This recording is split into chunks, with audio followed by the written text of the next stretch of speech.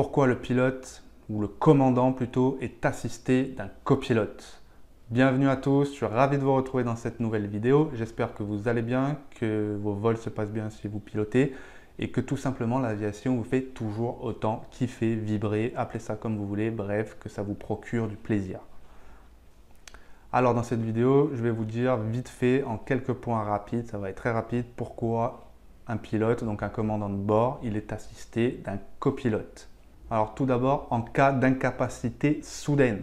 Qu'est-ce que je veux dire par là? C'est imaginez un pilote qui a un malaise en plein vol, ça peut arriver, tout peut arriver, hein, ce sont des hommes comme tout le monde.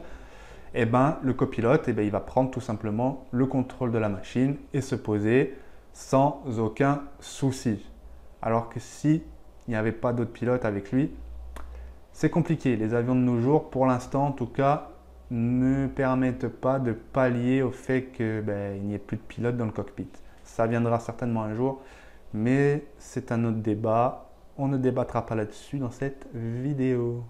Ensuite, bon, ça rejoint le point précédent, c'est la redondance. Qu'est-ce que la redondance? C'est-à-dire qu'il y ait une double vérification. Par exemple, des checklists, des procédures.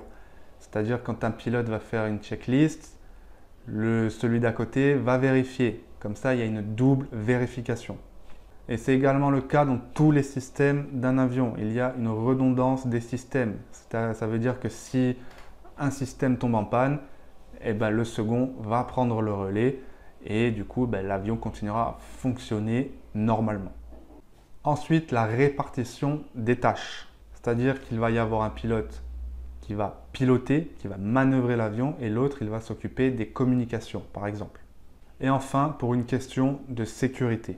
En cas d'actes mal intentionnés, malveillants, comme c'est malheureusement déjà arrivé, le cas de la Germanwings, qu'il y ait deux pilotes dans le cockpit, ça permet de neutraliser ou en tout cas ça va permettre d'éteindre un peu les ambitions, les mauvaises ambitions de certaines personnes, de certains pilotes qui sont malheureusement sujets à la dépression ou qui ont des problèmes mentaux.